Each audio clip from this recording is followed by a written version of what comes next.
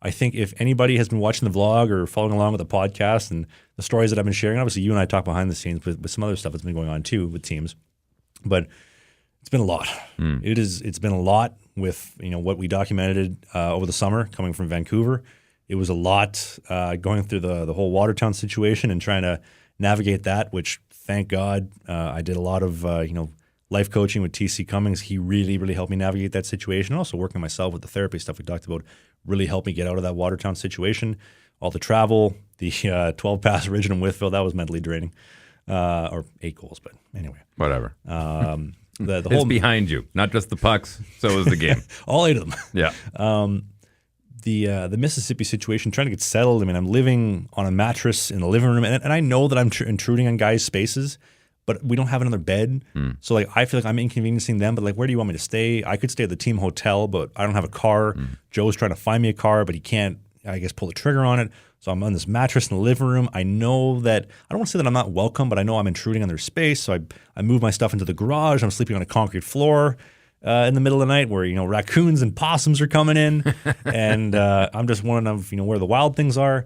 Luke Combs, great song too, by the way, that recently came out. Well, I guess earlier this year, but there's just so much going on. And then obviously, getting released and figuring out how am I going to get from the Gulf of Mexico to Winnipeg or to Toronto or to Vancouver to a new team. Like, out of curiosity, if you could go back and talk to that 16, 17-year-old kid who was coming up and starting to play junior hockey, if you had the opportunity to go back and tell him about the business side of hockey, how do you think 17-year-old Travis Ridgen would have handled that? Oh, he would have laughed at me. Been like, you don't know shit.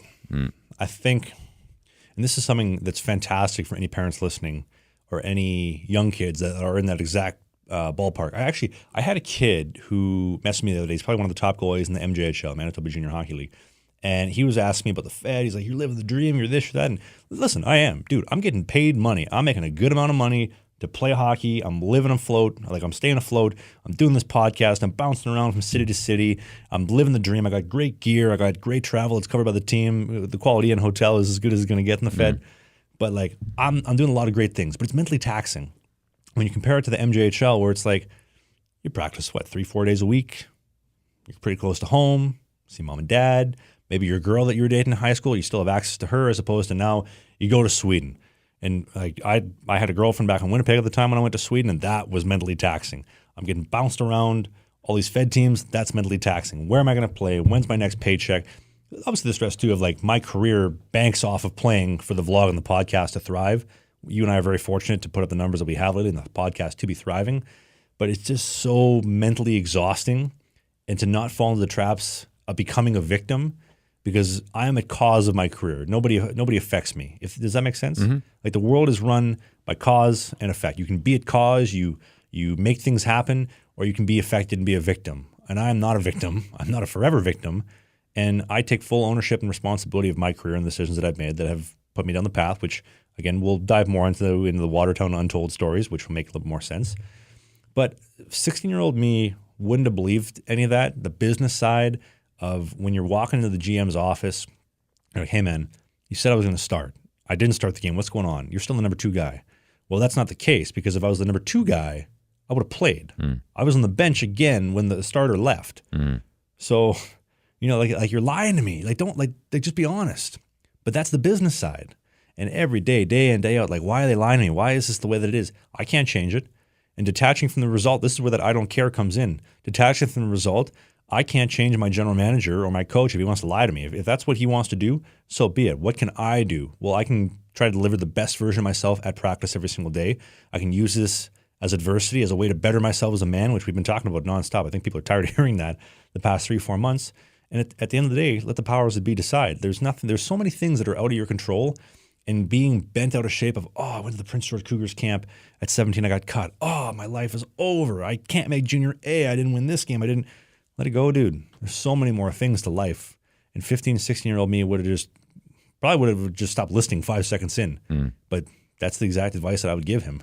It's interesting because there are a lot of players, regardless of what league they play in, never really have to deal with the business side of things. It's just, you're a player and they've accepted the role, and tap me on the shoulder when I'm ready to go out. And other than that, I spend the rest of my days doing what I need to do and don't have to worry about that business side of things, but you've kind of set yourself up with the podcast and with all these other things that you're doing to kind of throw another variable into the equation of being a hockey player. I'm not saying it's a bad thing at all, but you did kind of, I wouldn't say create the problems that you have, but you've created the situation that you're in with all of these extracurricular activities.